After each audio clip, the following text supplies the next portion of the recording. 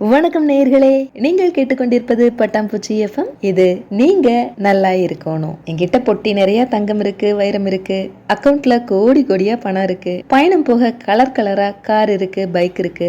ஆனா என்று இழுப்பவர்கள் தேங்கி நிற்கக்கூடிய ஒரு புள்ளி எதுன்னா அது அவங்க ஹெல்த் தான். இப்பெல்லாம் நோய் இல்லாத மனிதர்களே இல்லைன்னு சொல்லலாம். ஆமாங்க, இந்த பூமியில பூரண ஆரோக்கியம் உள்ள மனிதர்கள் குறைஞ்சிட்டே வராங்க. அப்படிப்பட்ட இந்த சொசைட்டிக்கு நிம்மதியை கொட்டி கொடுக்கறதுக்காக கூட நிறைய குறிப்புகளை கொடுக்கிற நிகழ்ச்சி தான் நீங்க நல்லா இருக்கணும். இதோ எளிமையான ஆரோக்கிய குறிப்புகளை தன் இனிமையான குரல்ல வழங்குறதுக்காக நம்மோடு இணையறாங்க சென்னை அக்கு யோகா மருத்துவர் சாந்தா தேவி அவர்கள். வாங்க நேர்களே, நிகழ்ச்சிக்குள்ள போகலாம். வணக்கம் பட்டாம்பூச்சி எஃப்எம். நான் உங்கள் அக்குயோகா மருத்துவர் வெல்னஸ் கோச் சாந்தா தேவி. நீங்க நல்லா இருக்கணும். நம்ம நல்லா இருக்கிறத பத்தி பேசலாமா? அதுக்காக நடக்கலாமா? வாங்க இன்னைக்கு நடைப்பயிற்சி பத்தி பேசலாம். நடையா நடக்கிறோம், விதவிதமா நடக்கிறோம். பார்க்ல நடக்கிறோம், ரோட்ல நடக்கிறோம், பீச்ல நடக்கிறோம், மலையில நடக்கிறோம், வீட்டுல நடக்கிறோம். ஆனா இன்றைய காலகட்டத்துல நடக்கிறதுக்கான வாய்ப்பு பெரும்பாலும் குறைஞ்சிட்டு. இப்போ அந்த செடன்டரி லைஃப் ஸ்டைல் ரொம்ப நடக்கிறது இல்லைங்க. ஒரு ரொட்டீன் இல்லைன்னா போரிங் லைஃப் ஸ்டைல். இதுல இருந்து ஒரு மாற்றம் வேணும், நம்ம உடம்புக்கு ஆரோக்கியம் வேணும் அப்படின்னாக்க நிச்சயமா அந்த காலை நேர நடைப்பயிற்சிங்கிறது அவசியம். அது என்னங்க காலை நேர நடைப்பயிற்சி? மாலையில் நடக்கக்கூடாதா? நடக்கலாம். ஆனா காலை விடியற்காலை 5 to 6 மணிக்கு நடக்கிறதுங்கிறது நம்ம உடம்புக்கும் நல்ல ஒரு புத்துணர்ச்சியை கொடுக்கும். அந்த விடியலுங்கிறது இருள் முடிஞ்சு பகல் ஆரம்பிக்கும் போது இயற்கையாவே நம்ம சீதோஷ்ணம் மாறி ஒரு குளிர்ச்சியா, பகலோட உஷ்ணம் ஆரம்பிக்கிறதுக்கு முன்னாடி ஒரு குளிர்மையான நேரமா இருக்கிறதுனால நம்ம உடம்புக்கு ஒரு இதமான ஆக்சிஜன் பிராணசக்தி அதிகமா கிடைக்கும். நம்ம மட்டும் இல்லாம பறவைகள்லாம் விழிச்சு அழகா அதனோட குரல்களை கேட்டுக்கிட்டு இயற்கையோட இணைஞ்சு இருக்கிறதுக்கான ஒரு அற்புதமான பொழுதுங்கிறது அந்த விடிய காலை தானே. காலை எழுந்தவுடன் நம்ம கடனை கழிச்சிடணுங்க. கடன் இருக்கக்கூடாது. காலை கடனை முடிச்சிட்டு உங்களுக்கு தேவைப்பட்டா கொஞ்சம் வெந்நீரோ இல்லை எலுமிச்சம் பழம் கலந்த நீரோ இல்லை இஞ்சி நீரோ சீரக தண்ணியோ இல்லை சியா சீடு ஊற வச்ச தண்ணி, அந்த மாதிரி ஏதோ ஒன்று நீர்மமான லிக்விட் ஃபுட்டு மட்டும் கொஞ்சம் எடுத்துக்கிட்டு நடக்க ஆரம்பிக்கலாம். இன்னும் எடுத்த உடனே நடந்துடலாமா? இல்லைங்க. நடக்கிறதுக்கு முன்னாடி நம்ம உடம்ப தயார்படுத்தணும். அதுக்கான சில வார்ம் அப் எக்ஸசைஸ். கைகளை நின்ன இடத்துல இருந்தே கைகளை உயர்த்துறது, பக்கவாட்டுல விரிக்கிறது, குதிகால உயர்த்துறது, உட்கார்ந்து எழுந்திருக்கிறது, இல்ல தோப்பு கரணம் போடுறது, ஒரு சின்ன மூச்சு பயிற்சி பண்றது. இந்த மாதிரிலாம் பண்ணும் போது நம்ம உடம்பு ஆஹா தூங்கி எழுந்திரிச்சிட்டோம், நம்ம இப்ப நடக்க போறோம், அதுக்கு நம்ம உடம்ப தயார்படுத்துறாங்க, எழுந்திருடான்னு எல்லா ஆர்கனையும் தட்டி எழுப்பி விட்டுடும். நம்ம உடம்பு நமக்கு கோஆபரேட் பண்ணும். மனசு சொல்லுதுங்க நடக்கணும் நடக்கணும்னு, உடம்பு ஒத்துழைக்க மாட்டேங்குதுங்க அப்படின்னா இந்த மாதிரி வார்ம் அப் செய்யும் போது உடம்பும் ஒத்துழைக்க ஆரம்பிச்சிருங்க. நான் எவ்வளவு நேரம் நடக்கலாம், எப்படி நடக்கலாம் அதை பார்க்கலாம். நம்ம எவ்வளோ தூரம் நடக்கணும். இப்ப எல்லாருமே 10,000 ஸ்டெப் நடக்கணும். இல்ல இப்ப கொஞ்சம் திருத்தம் கொண்டு வந்துட்டாங்கங்க, 7,000 ஸ்டெப் நடந்தா போதுங்க அப்படின்னு சிலர் சொல்றாங்க. அந்த 10,000 ஸ்டெப்புங்கிறது என்ன கணக்கு? ஒரு நாளைக்கு நம்ம நம்ம உடம்ப பிரிஸ்கா வச்சுக்கிறதுக்கு, உடம்புல இருக்கிற கழிவுகள் வெளியேறணும், கலோரி குறையணும், சாப்பிட்ட சாப்பாடு சரியா செரிமானம் ஆகணும், அது சத்தா கிடைக்கணும், உடம்புல இருக்க டென்ஷன் போகணும், மைண்ட் ஃப்ரீயா இருக்கணும், நான் எல்லாத்தையும் சாதிக்கணும். இதுக்கு எல்லாத்துக்கும் நம்ம இந்த பாடி மைண்ட் சோல் கோஆர்டினேஷன், உடல் மனம் உயிர் ஒருங்கிணைப்பு அவசியம் தேவை. அதுக்கு இந்த நடைப்பயிற்சி உதவுது. சரி, அது என்ன 10,000 ஸ்டெப் நடந்துதான் ஆகணுமா அப்படின்னா, எடுத்த உடனே 10,000 ஸ்டெப் நடக்கணும்னு அவசியம் இல்லை. இப்போ ஏற்கனவே நடந்துட்டு இருக்கீங்களா? ரொம்ப சந்தோஷங்க, சபாஷ். இல்லைங்க நான் நடக்க போறேங்க இனிமேல் தான். சூப்பருங்க, வாழ்த்துக்கள்ங்க. நம்ம எடுத்த உடனே 10,000 ஸ்டெப் வேண்டாங்க, நம்ம கொஞ்சம் கொஞ்சமா நடக்கலாம். 10 நிமிஷம் ஸ்டார்ட் பண்ணலாம். ஒரு கிலோமீட்டருங்கிறது நமக்கு குறைஞ்சது ஒரு 1250 இருந்து 1500 ஸ்டெப்ஸ் நடக்கிறது ஒரு கிலோமீட்டரா கணக்காயிடுது. வேகமா நடந்தா 10 நிமிஷத்துல, அதாவது இந்த மாரத்தான் கணக்கெல்லாம் வேண்டாங்க, நம்ம சாதாரணமா நடந்து போறவங்கள வச்சுக்கிட்டு பேசலாம். இல்ல ஒரு 15 நிமிஷம் நடக்கிறேங்க, நான் 1500 ஸ்டெப் நடந்தா 1 கிலோமீட்டர் நடந்துடலாம். அப்ப எனக்கு ஒரு 40 இருந்து 60 கலோரி எரிஞ்சிடுது உடம்புல இருந்து. அப்போ ஒரு மணி நேரத்துக்கு நடந்தோம்னா 6.5 கிலோமீட்டர்ல இருந்து 8 கிலோமீட்டர் வரைக்கும் நம்மளால நடக்க முடியும். ஒரு 8 கிலோமீட்டர் வச்சுக்கலாமே. 8ங்கிறது மனுஷ வாழ்க்கையில ரொம்ப முக்கியம் இல்லைங்களா? எட்டு எட்டாதான் நம்ம வாழ்க்கையை வந்து பிரிக்கிற மாதிரி தான் நிஜத்துல இருக்குது. ஸோ அந்த எந்த எட்டுல நம்ம இருக்கிறோம், எந்த வயசுல இருக்கிறோம் அப்படிங்கிறத கவனம் வச்சுக்கிட்டு நடக்கலாம். வயசானவங்க வந்து 10,000 ஸ்டெப்பையும் நடந்து முடிக்கணும்னு கிடையாது. 7,000 ஸ்டெப் வரைக்கும் நடக்கலாம். இளைஞர்கள் 10,000க்கு மேல கூட நடக்கலாம். அதே மாதிரி கொஞ்சம் வயசானவங்க வந்து மெதுவா ஸ்லோவா நடக்கலாம், ஸ்டெடியா நடக்கலாம், பேலன்ஸ் பண்ணி நடக்கலாம், சமதளமான இடத்துல நடக்கலாம்.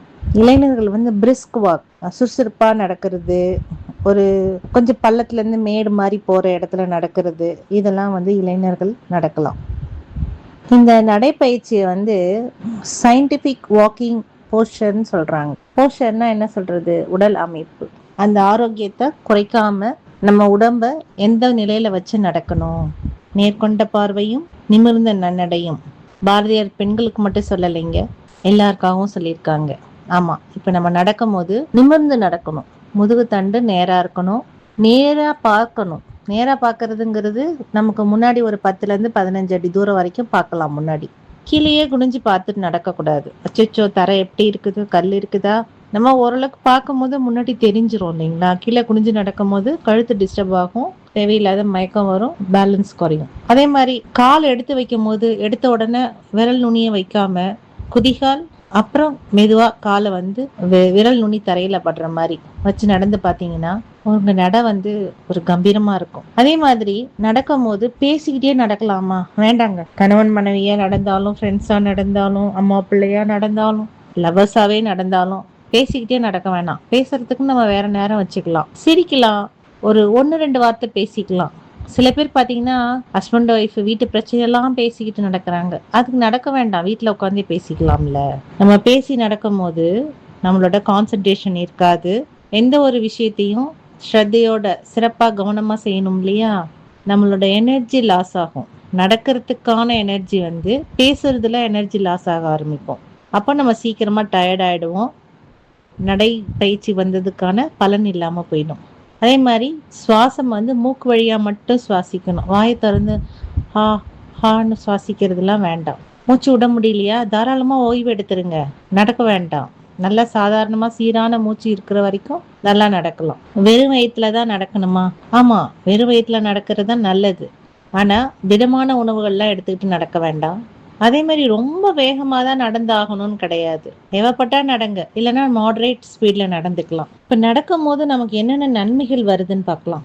நம்ம உடம்புல வந்து ரத்த ஓட்டம் வந்து சீராகுது, பிபி குறையும், இதய நோய், மூட்டு பிரச்சனைகள் வந்து குறையும். பிளட் சர்க்குலேஷன் தானே இது எல்லாத்துக்குமே காரணம். நம்ம உடம்புல வந்து நாளமில்லா சுரப்பிகள்ல வந்து நிறைய திரவங்கள் சுரக்கும், அதெல்லாம் உடம்புல அங்கங்க தேங்கும். நம்ம கை வீசி நடக்கும் போது அது எல்லாமே இயல்பா சரியாகும். சக்கரை வியாதி இருக்கிறவங்க வந்து ரொம்ப வேகமா நடக்க வேண்டாம், ரொம்ப வெறும் வயிற்றுலையும் நடக்காம ஓரளவுக்கு கொஞ்சம் கவனமா நடக்கலாம். அவங்க வந்து எம்டி ஸ்டமக்ல நடக்கிறத விட நடக்கலாம், கொஞ்சம் தூரம் நடங்க. அதுக்கு பிறகு சாப்பிட்ட பிறகு ஒரு 10-15 நிமிஷம் நடக்கும் போது அந்த சாப்பிட்ட உடனே சர்க்கரை உயர்வு, இன்சுலின் ஸ்பைக் ஆகாம தடுக்கும். இன்சுலின் செயல்பாடு வந்து மேம்படுத்தும் அது. அப்புறம் வந்து இந்த டிப்ரெஷன், ஆங்ஸைட்டி, மனசோர்வு இருக்கிறவங்க காலையில நடக்கும் போது அந்த இளம் காற்று, இளம் வெயில், அந்த ஒரு ரம்யமான சூழ்நிலை வந்து நம்மளோட மனசுக்கு வந்து இதமா இருக்கும். தேவையற்ற எண்ணங்கள் வந்து தோன்றாது. அதனால நம்ம உடம்புல செரோட்டனின், என்டார்பின் சொல்லக்கூடிய ஹாப்பி ஹார்மோன்ஸ் நிறைய உற்பத்தி ஆகும் போது மனசு, உடம்பு எல்லாமே சந்தோஷமா ஃபீல் ஆகும். நமக்கு என்னங்க தேவை? அமைதியா இருக்கணும், மனசு உடம்பு ஆரோக்கியமா இருக்கணும், மூளை நல்லா செயல்படணும். இது இருந்தா நம்ம எல்லாத்தையும் ஜெயிச்சிடலாம் இல்லைங்களா? Health is wealth. ஆரோக்கியம் தான் நோயற்ற வாழ்வே குறைவற்ற செல்வம். அதுக்கு வந்து இந்த நடைப்பயிற்சி உதவும். வயதானவர்கள் நடக்கும் போது அவங்களுக்கு இந்த டெம்னீஷியான்னு சொல்லக்கூடிய ஞாபக சக்தி குறையும், அதெல்லாம் இல்லாம நல்ல நினைவு திறன் கூடும். அதே மாதிரி அவங்களுக்கு ஒரு தனிமை உணர்வு போகும். மூட்டு வலி பிரச்சனை பெருசா வராம தடுக்கலாம் ஆரம்பத்துல இருந்தே நடக்கும் போது. இது நேரம் வந்து காலையில 5ல இருந்து 6 மணி வரைக்கும் நடக்கிறது வந்து ரொம்ப சிறப்பான நேரம். குறைஞ்சது 10 நிமிஷம் நடங்க, அதிகபட்சம் ஒரு 60 நிமிஷம் நடக்கலாம். கையில வந்து ஒரு சின்முத்திரை வச்சுக்கலாம். நம்மளோட ஆள்காட்டி விரலையும் கட்டை விரலையும் சேர்த்து வச்சு நடக்கும் போது மனசு வந்து அமைதியாகும், சுவாசம் சீரா இருக்கும். கூடுமான வரையில வந்து நம்ம இந்த பேர் ஃபுட் வாக்கிங் சொல்றோம் இல்லைங்களா, செருப்பு அணியாம நடக்கிறது, அது ரொம்ப நல்லது. அது வந்து இப்போ நீங்க ஒரு பார்க்ல நடக்கிறீங்க, புல்லுல நடக்கிறீங்க, மண் தரையில நடக்கிறோம், இல்ல கோவில் கருங்கல் தரையில நடக்கிறோம். சில பார்க்ல வந்து கூழாங்கல்லாம் போட்டிருப்பாங்க. அதுல நடக்கும்போது வந்து பாதத்துல இருக்கிற நரம்புகள்லாம் தூண்டப்படும். அதனால உடம்பு வந்து நல்ல ஆரோக்கியம் கிடைக்கும். இது வந்து கிரவுண்டிங் டெக்னிக்னு சொல்லுவாங்க. இதனால நம்ம உடம்புல இருக்கிற உடற்காந்தம் சொல்லுவாங்க, பயோமேக்னெட்டிக் ஃபீல்டு வந்து நல்லா செயல்படும். அதனால நம்ம உடம்புல ரத்த ஓட்டம், வெப்ப ஓட்டம், காற்றோட்டம், உயிரோட்டம், காந்த ஓட்டம் சரியா நடைபெறும். அதனால நம்ம உடலும் மனசும் உயிரும் ஆரோக்கியமா இருக்கும். ஆனா டயபிட்டிஸ் பேஷண்ட் வந்து நீரிழிவு நோயாளிகள் கூடுமான வரையில நீங்க செருப்பு அணிஞ்சு நடக்கலாம், ஷூ போட்டு நடக்கலாம். அதுக்காக வந்து நடக்கிறவங்க எல்லாருமே எம்சிஆர் செப்பல், அந்த சாஃப்ட் செப்பல் போட்டு நடக்காம கடினமான ஹார்டா இருக்கிற செப்பல் போட்டு நடக்கிறது தான் நல்லது. தரையில நடக்க சொன்னீங்களேன்னு சொல்லிட்டு கான்கிரீட் தரையில டைல்ஸ்ல ரொம்ப நேரம் நிக்கிறது நடக்கிறதுங்கிறது நமக்கு குதிகால் வலி, ஆங்கிள் ஸ்ட்ரெஸ் ஆகும். நிறைய பெண்களுக்கு வந்து கால்வலின்னு சொல்லுவாங்க பாருங்க. இதெல்லாமே வந்து நம்ம வீட்டு கிச்சன்லயோ இல்ல வீட்டுக்குள்ளாரையே இந்த மாதிரி வெறுங்காலோட நடக்கும் போது இந்த பிரச்சனைகள் வரும். மண்ணோட தொடர்பு இருக்கும் போது நம்ம உடம்பு வந்து ஆரோக்கியமா இருக்கும். கர்ப்பிணிகள் நடக்கலாமா? நடக்கலாம். ஆனா முதல் 3 மாதங்கள் வந்து தவிர்த்துக்கிறது நல்லது. பொதுவா நம்ம பாரம்பரியத்துல வந்து வளகாப்பு முடிஞ்சதுக்கு பிறகு நடக்கணும், அம்மா வீட்டுக்கு கூட்டு போய் நாங்க மெதுவா நடக்க வைக்கிறோம் 7ஆம் மாசத்துக்கு பிறகு அப்படின்னு சொல்லுவாங்க. அது மெதுவா டாக்டரோட ஆலோசனைப்படி நடக்கும் போது அவங்களுக்கு வந்து நார்மல் டெலிவரிக்கான வாய்ப்புகள் வந்து அதிகமாகும். விதவிதமான நடை இருக்குது இல்லையா? நேர்கொண்ட நடை, வளைஞ்சு வளைஞ்சு நடக்கிறது, சைட்ல நடக்கிறது, குதிச்சு நடக்கிறது, மேல் நோக்கி நடந்து போறது, தண்ணியில நடக்கிறது, எத்தனோ நடை இருக்கு. அதுல இன்னொரு நடை வடிவம் 8 வடிவ நடை, 8 வாக். அந்த 8 ஷேப்பை வந்து 2 வட்டம் போட்டு 8 மாதிரி ஒரு உருவத்தை வந்து தரையில வரைஞ்சிக்கலாம். அந்த 2 வட்டமும் ஒரே அளவுல இருக்கணும். இதை வந்து நடக்கும் போது சில கவனம் வச்சுக்கணும். நம்ம இதுல வந்து வேகமா நடக்கிறது தவிர்ப்பது நல்லது. ஏன்னா சில நேரம் மயக்கம் வரும். இதுல வந்து மெதுவா கண்டிப்பா நேரா நிமிர்ந்து நடக்கணும், சுவாசம் கவனிச்சுக்கணும், உடம்ப வந்து சாயாம திரும்பும் போது கொஞ்சம் கவனமா பேலன்ஸ் பண்ணி நடக்கும் போது நல்ல பலன் கொடுக்கும். எவ்வளோ நேரம் நடக்கலாம்? ஒரு 5லேருந்து 10 நிமிஷம். ஒரு ரொம்ப ஸ்பீடு இல்லாம நார்மலா நடக்கலாம். இல்லைன்னா 2 நிமிஷம் மாடரேட் ஸ்பீட்ல 2 நிமிஷம் நடக்கிறது, 1 நிமிஷம் ஓய்வு, அடுத்த 2 நிமிஷம் நடக்கிறது. அந்த மாதிரி ஒரு 10 நிமிடம் அல்லது 20 நிமிடம் வரைக்கும் கூட நடக்கலாம். அதுவும் நல்ல பலன் கொடுக்கும். இந்த 8 வாக்ல நடக்கும் போது நம்ம உடம்பு வந்து சமநிலையில இருக்கும். பாடி மைண்ட் சோல் கோஆர்டினேஷன் வந்து சூப்பரா இருக்கும். கான்சன்ட்ரேஷன் கிடைக்கும். ஸ்ட்ரெஸ் டிப்ரெஷன் குறையும். வெயிட் லாஸ் ஆகும். ஹிப் மொபிலிட்டி, நீ ஃப்ளெக்சிபிலிட்டிலாம் கிடைக்கும். நம்ம முட்டு தேய்மானம்லாம் இல்லாமல் ஒரு மூட்டுக்கெல்லாம் இயல்பா ஒரு இயவுத்தன்மை வந்து கிடைக்கும். ஆனால் இது வந்து வெளியில போய் நடக்க முடியாது அந்த மாதிரி இருக்கிறவங்க வீட்டில் மாடியில் இல்லை பார்க்கில் கூட போட்டிருக்காங்க அந்த மாதிரி, அதில் நடக்கலாம். வேற வழியே இல்லைங்க, எனக்கு டைம் கிடையாது, ஆனாலும் நான் கொஞ்சம் நடக்கணும் அப்படின்னு நினைக்கிறவங்க, இல்லை எனக்கு பேலன்ஸ் கொஞ்சம் கம்மியாக இருக்குது, எனக்கு வந்து மைண்ட்ஃபுல்லாக யாரோடையும் எந்த டிஸ்டர்பன்ஸ் இல்லாமல் நடக்கணும்னு நினைக்கிறாங்க, இந்த 8 வாக் நடக்கலாங்க. ஆனால் தலை சுற்றல், ரொம்ப சிவியராக நீ பெயின் இருக்கிறவங்க, கர்ப்பிணிகள் அவசியம் தவிர்த்திடணும். நடக்கலாமா? நடையாக நடக்கலாம். முன்னாடிலாம் சொல்லுவோம் நடராஜா சர்வீஸ்ல வந்தோம். நடராஜா சர்வீஸ்னா வேற ஒன்றும் இல்லை, நம்ம வெறுங்காலோட நடந்தே வந்தோம் அப்படின்றது. காலையில எழுந்திரிச்ச உடனே அன்றைய நாளுக்கான புத்துணர்ச்சிக்காக கைவீசி நடப்போம். இயற்கை காற்றை சுவாசிச்சு இயற்கையை ரசிச்சு, ஆஹா இன்றைக்கு புதிய மேகம், புதிய காற்று, புதிய விடியல், புதிய நலன் எல்லாமே கிடைக்க நீங்க நல்லா இருக்கணும் என்று வாழ்த்துகிறேன். தொடர்ந்து பேசலாம். நேயர்களே, நீங்கள் இதுவரை கேட்டது நீங்க நல்லா இருக்கணும். இந்த நிகழ்ச்சியை உங்களுக்கு வழங்கியவர் சென்னை அக்கு யோகா மருத்துவர் சாந்தா தேவி அவர்கள். தொடர்ந்து இணைந்திருங்கள். மீண்டும் இதுபோல் இன்னும் ஒரு நிகழ்ச்சியில் சந்திக்கலாம். இது ஒரு பட்டாம்பூச்சி எஃப்எம் தயாரிப்பு.